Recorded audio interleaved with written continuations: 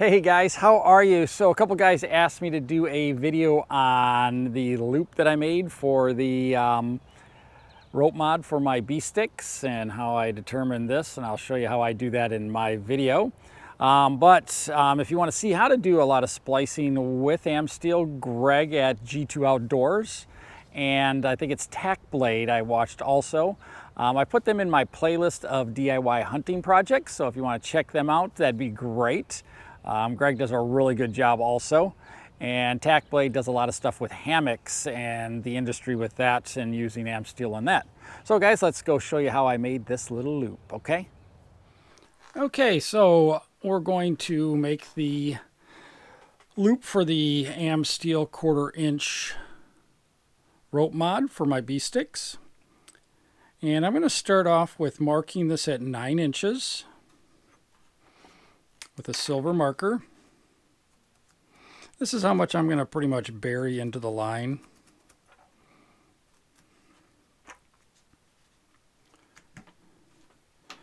And then I'm going to thin 1 inch on the end. This is a 12 strand. What we're going to need is our awl, our fid that I made out of a knitting needle, and some scissors.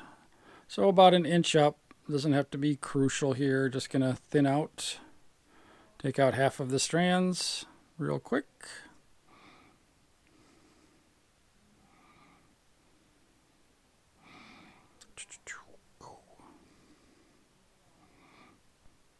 No science to this. Just take out 6 of the strands.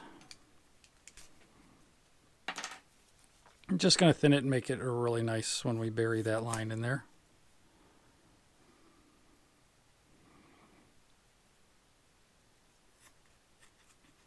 Need some really nice sharp scissors to do this.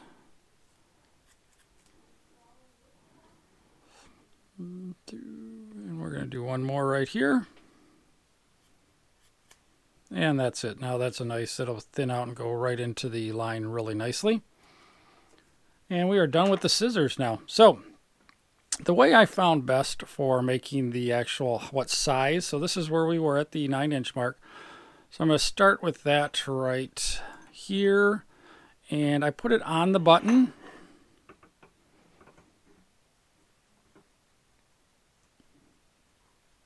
Because I want a nice tight fit around the button, so I basically pull it nice and tight.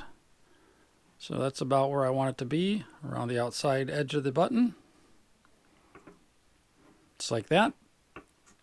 Take my fingers off, and then I just basically move back. And this is where I'm going to mark it again on the other side. And now we're going to poof those up right on those marks.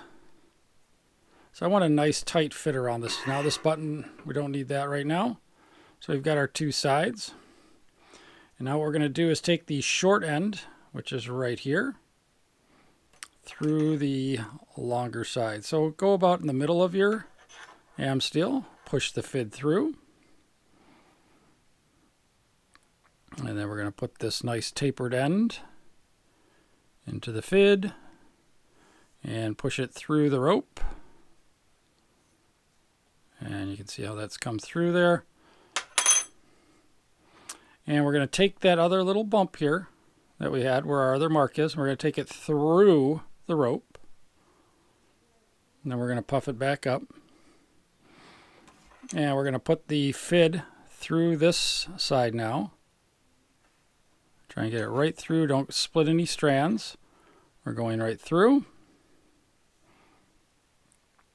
And we're going to take the long end. So here's the short end. We're going to take the long end. Like I said, this one is like 16 feet long. So I'm not going to cut it yet until I get the length of the rope I want.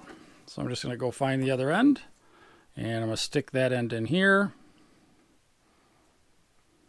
Into the fid and push it through the line just like that. And now we can take this and pull it all the way through the line.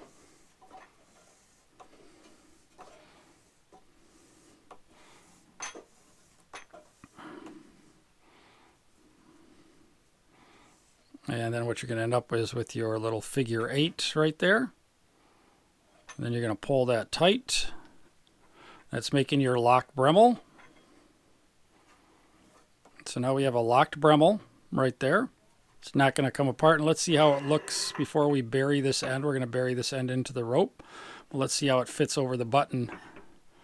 So you can see we've got a nice tight fit, which is beautiful. Don't want it to be loose where it could come off. Rather have it nice and tight. And there we go. So now we're just going to bury this end into the rope. So we've got that nice and tight. All right, so we're going to, now that we've got our locked Bremel, we're going to bury this line into the rope. So this is about where it's going to end. We're going to go about an inch past that. So right here, poof it up. And now let's take this. See where this line is coming over the top here. So I'm going to bury it on this side. So I'm going to poof that up.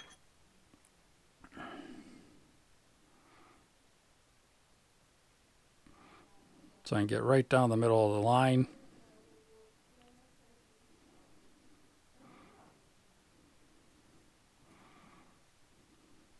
And just keep poofing it up. Let you get down the middle of the line.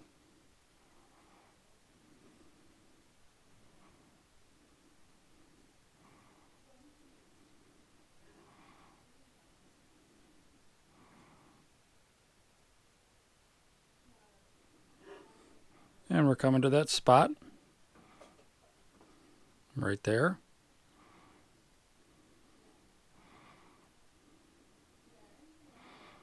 I just keep working it down. And now I'm going to bring it out. I don't want to go through a strand. I want to get between some strands. So there we go. So if I push on the fid, and I've got it coming all the way out. So you can see how it is. I'm going to push it all the way through like this. Now we're going to take this tag end and we're going to stick it into the fid. Whoops. Taking the fid end.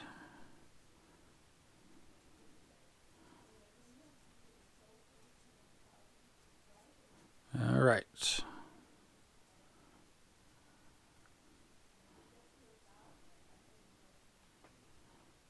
And we're going to put that in there.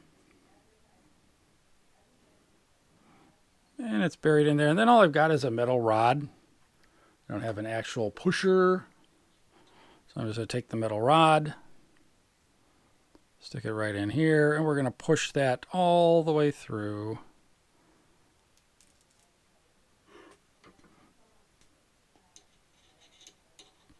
And you can see how we've come through. Pull the metal rod back out.